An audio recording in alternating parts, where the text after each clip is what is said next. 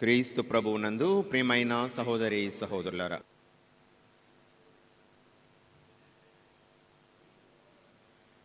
వివాహము అందరి చేత గౌరవింపబడవలెను. వివాహ బంధము నిష్కల్మషముగా ఉండాలి.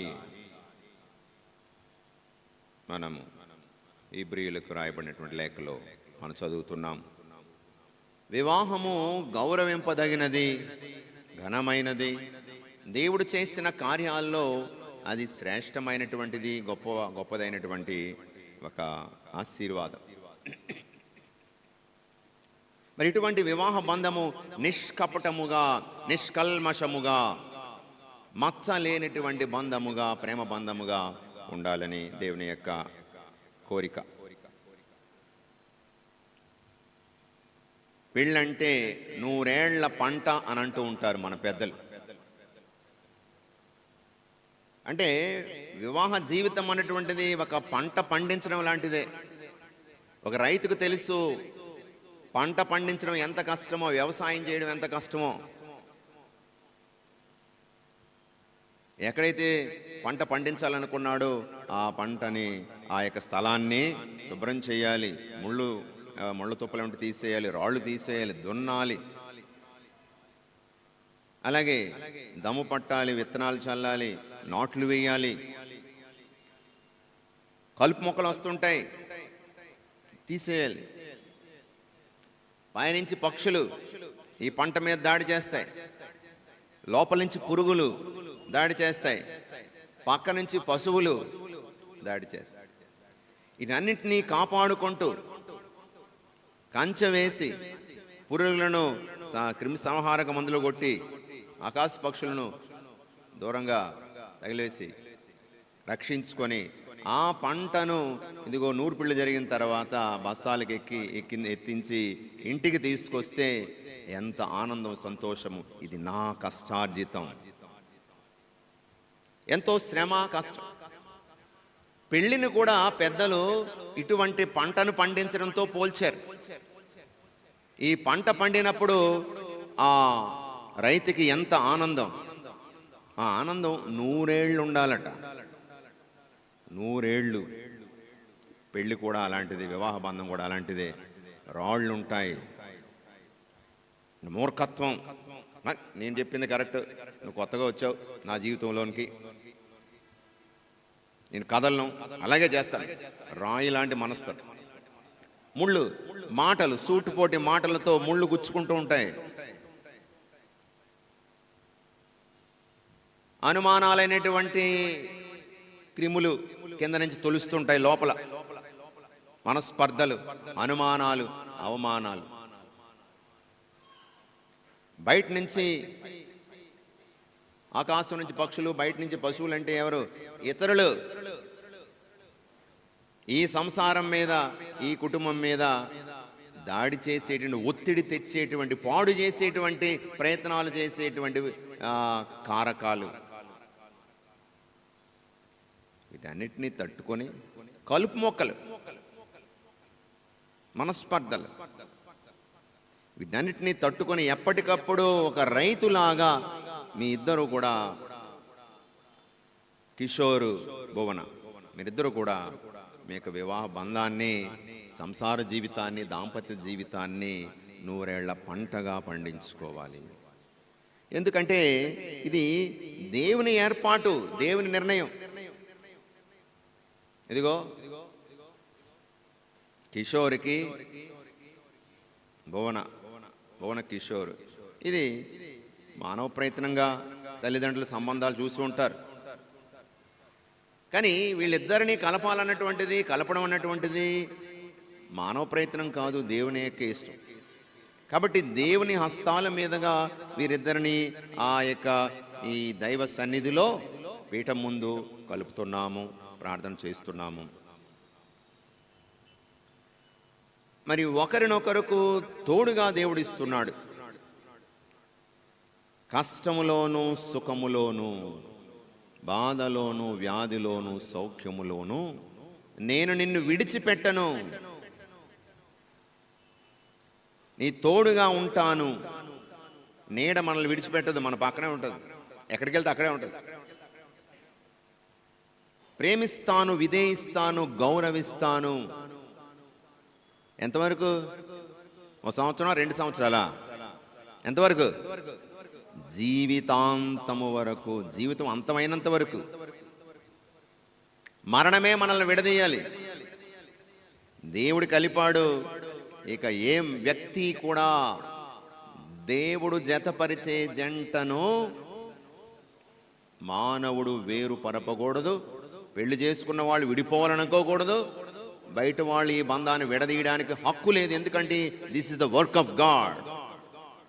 దేవుని కార్యము, దేవుని హస్తము ఈ బిడ్డలిద్దరిని, వారి మనస్సులను, వారి జీవితాలను ఏకం చేస్తూ ఉంది. ఈ విషయాన్ని మనము మర్చిపోకూడదు. కాబట్టి ఒకరినొకరు తోడుగా ఇచ్చాడు. ఇది ఒక ఆశీర్వాదము. ఆదాము అవ్వలను ఏ విధంగా కలిపాడో, తొలి వివాహము జరిపాడో, అప్పటి నుంచి వివాహ బంధము అలాగా మానవ జీవితంలో వివాహ బంధము కొనసాగుతూ ఉంది. ఇది దేవుని నిర్ణయము, ఇది ఆశీర్వాదం. It is a sacrament. అంటే ఇది దేవద్రవ్యానుమానము, సంస్కారము.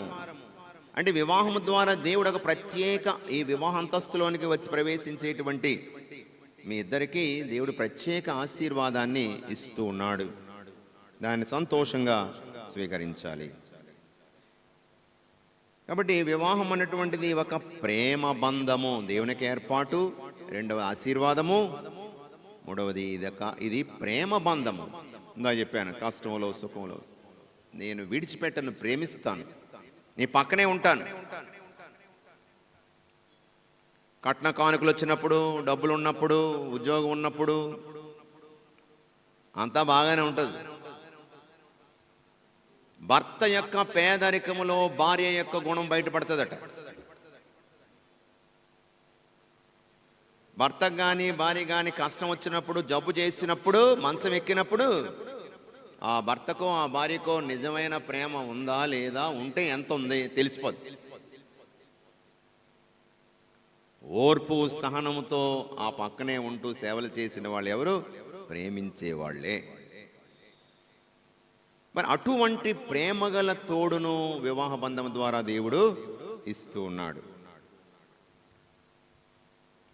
ఒక పాత పాట ఉంది, శ్రీశ్రీ రాసినటువంటి పాట.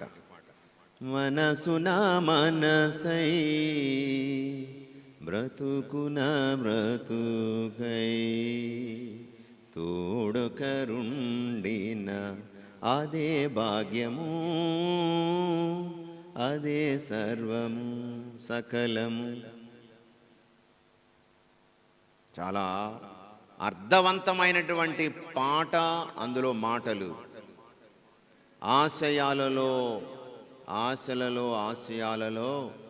ఈ నిరాశకు ఎదురైనప్పుడు, నిస్పృహ కలిగినప్పుడు, నా ఒంటరితనములో నేనున్నాను అని ధైర్యం చెప్పేటువంటి ఒక తోడుంటే అదే భాగ్యం, అదే స్వర్గం. అదే భాగ్యము, అదే స్వర్గం, అదే సకలం, అదే సర్వం అని. చీకటి ముసిరిన ఏకాంతములో ఒంటరితనం. ఇక నేను చేయాలనుకుని చేయలేకపోతున్నాను. నా కుటుంబం కోసం, నా భార్య కోసం, బిడ్డల కోసం చేయాలనుకున్నాను, చేయలేకపోతున్నాను.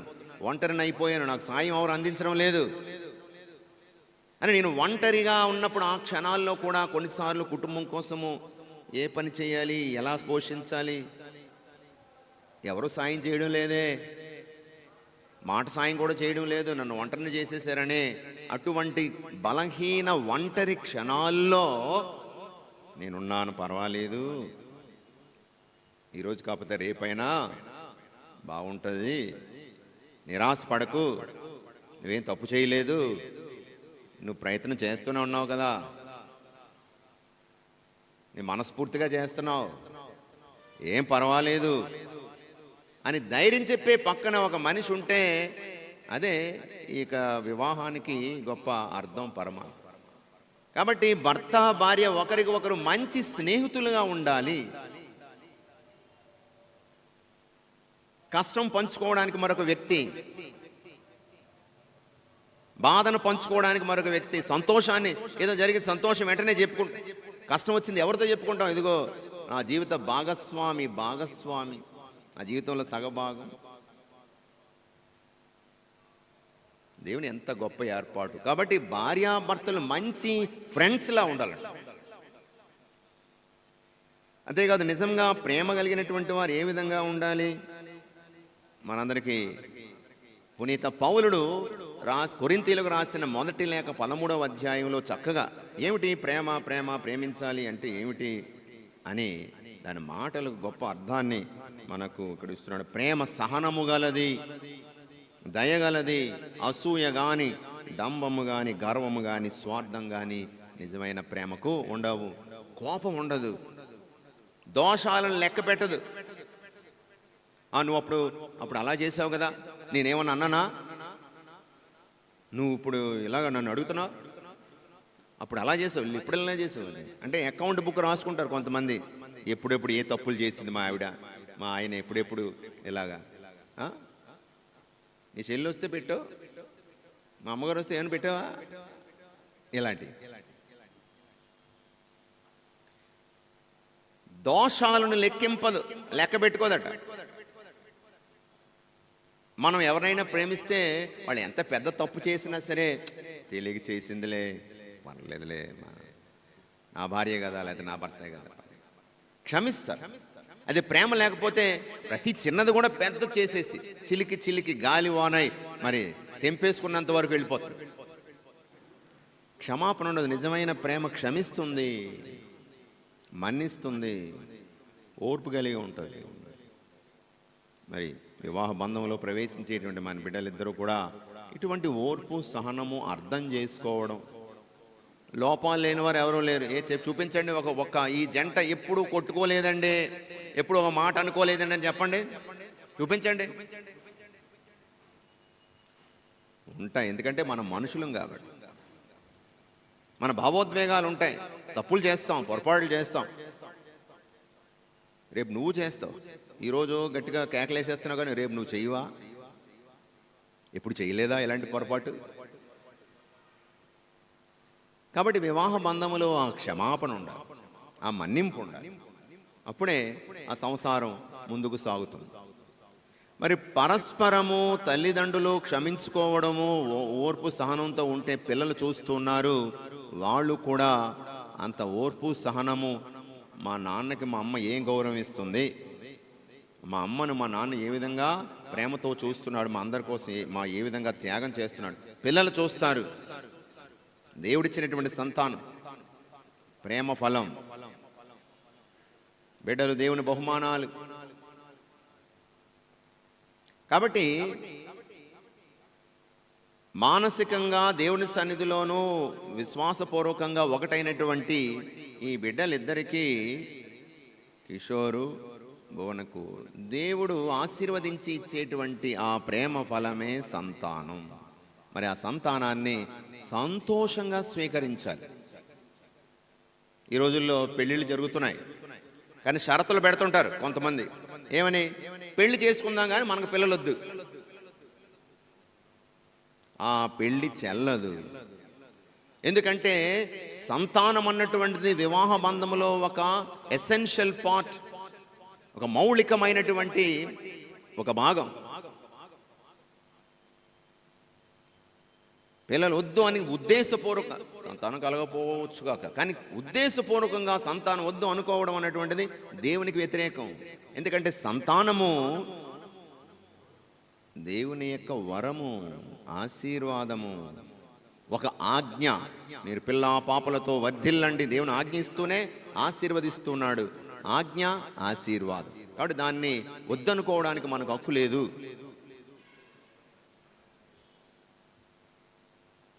కానీ దేవుడిచ్చినటువంటి ఆ బహుమానాన్ని ప్రేమతో పెంచి పెద్ద చేసి పుణ్యమార్గంలో, సన్మార్గంలో వాళ్ళు నడుస్తూ పుణ్యమార్గంలో బిడ్డల్ని పెంచి పెద్ద చేయాలి. దేవుని మార్గంలో దేవుని విలువలతో నింపాలి. ఇది యొక్క బాధ్యత. ప్రేమైన సహోదరులారా, ఇక మరొక విషయం, అత్తామామలు. నువ్వు అమ్మాయి మరి బోన అత్తారింటికి వెళ్తుంది, మరి అమ్మగారింటి వాళ్ళు అన్నీ చెప్తారమ్మా, జాగ్రత్తగా ఉండాలమ్మా, అయ్యమ్మ. నువ్వేం చేసినా పుట్టింటికి పేరు వస్తుంది, అది మంచి పేరైనా చెడ్డ పేరైనా. అంటే వీళ్ళిద్దరే కాదు, మీ అందరూ పెళ్ళైన వాళ్ళందరికీ వర్తిస్తుంది.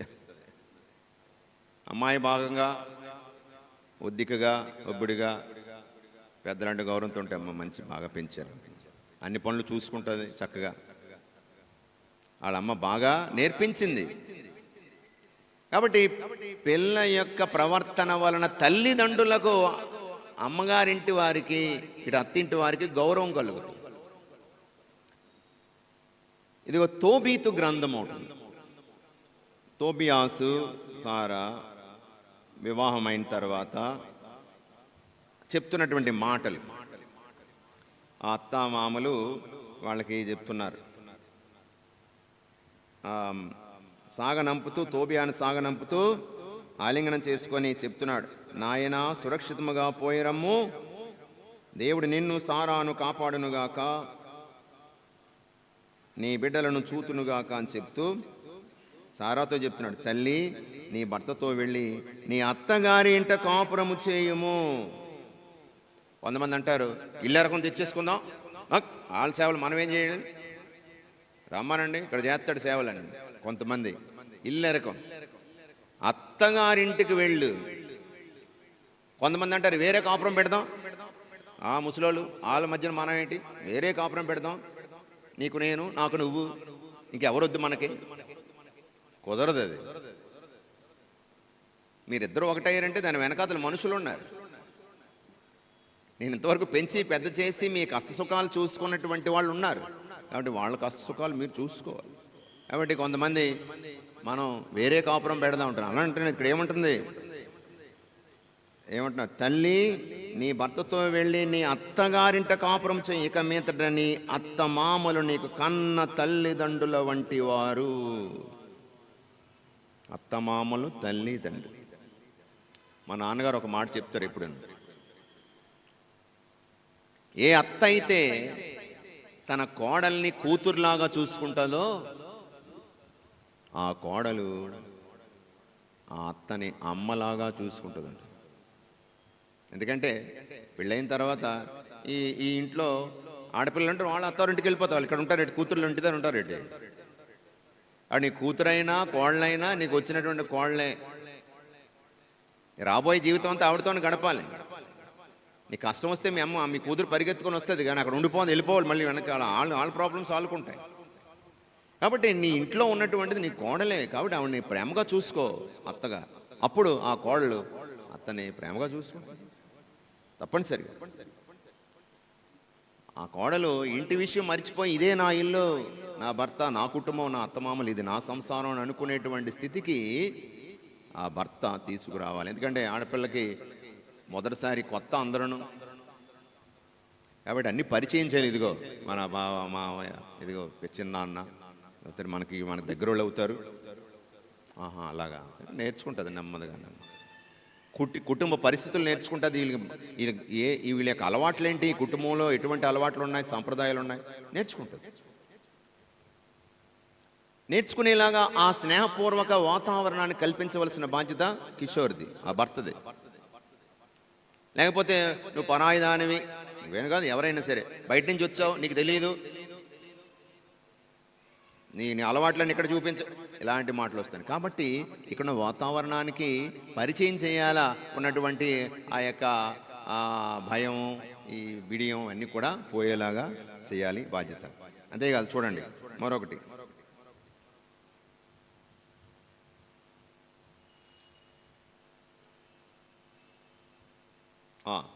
నీవు జీవించున్న, అమ్మాయితో చెప్తున్నాడు, మీకు జీవించినంత కాలము ఆమెను, ఆ భర్తతో ఆమెను ఎల్లప్పుడూ దుఃఖ పెట్టకము.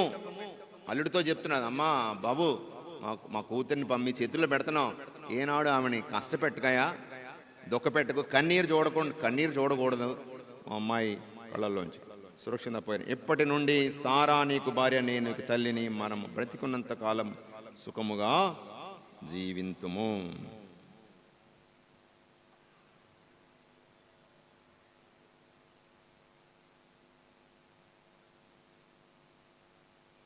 సో ఈ విధంగా ప్రియమైన సహోదరులారా, ఆ యొక్క బిడ్డకు అల్లుడికి ఆ అత్తమామలు ఇచ్చినటువంటి ఆశీర్వాదం. ప్రియమైన సహోదరులారా, మనము ఈ బిడ్డలిద్దరిని దేవుని సన్నిధిలో సమర్పిస్తూ వీరి కోసం ప్రార్థన చేద్దాం.